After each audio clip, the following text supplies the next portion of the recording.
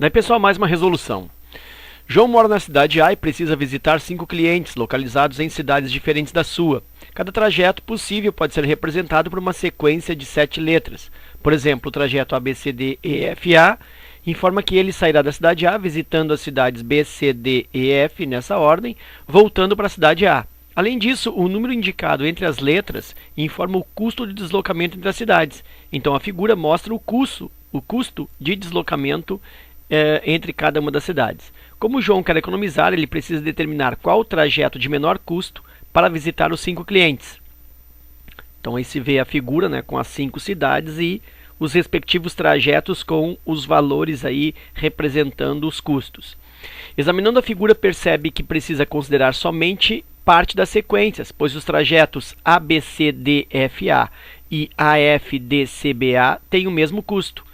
Ele gasta 1 minuto e 30 segundos para examinar uma sequência e descartar sua simétrica, conforme apresentado.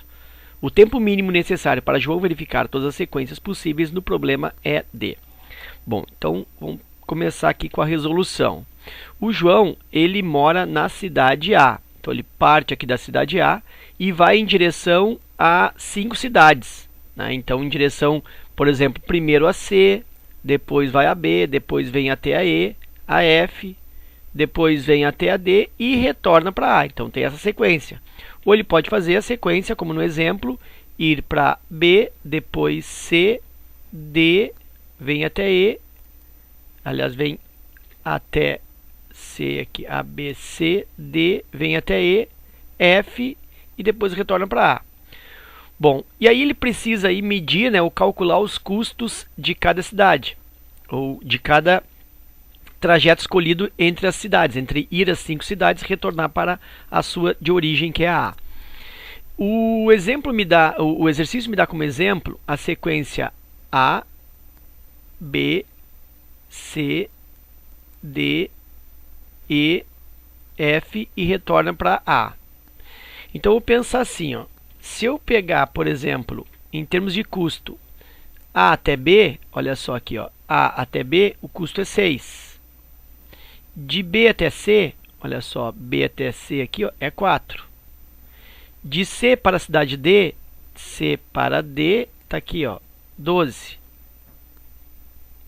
D para E, D para a cidade E, está aqui, ó, 13. E para F, E para a cidade F, está aqui, ó, 5. E F retornando para A, F até A, o custo é 9.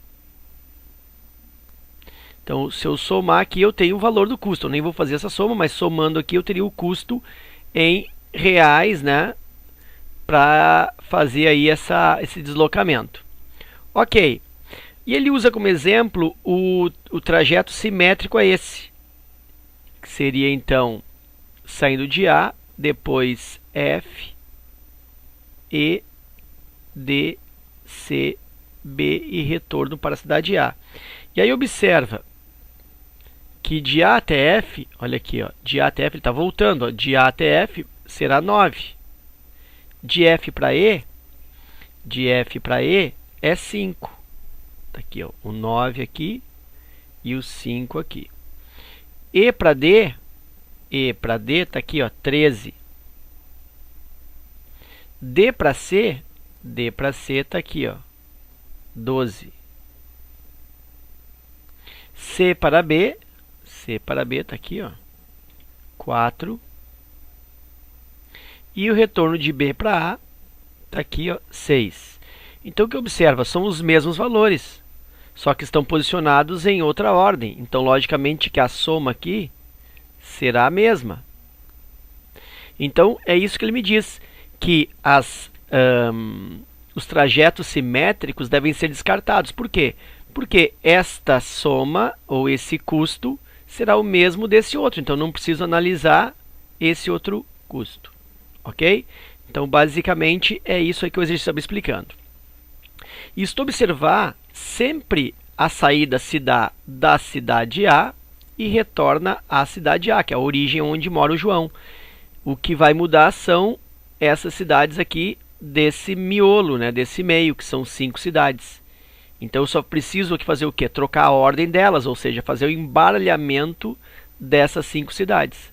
Então o embaralhamento dessas 5 cidades se dá por permutação de 5 elementos, onde o resultado é 5 fatorial. 5 fatorial é 5 vezes 4 vezes 3 vezes 2 vezes 1.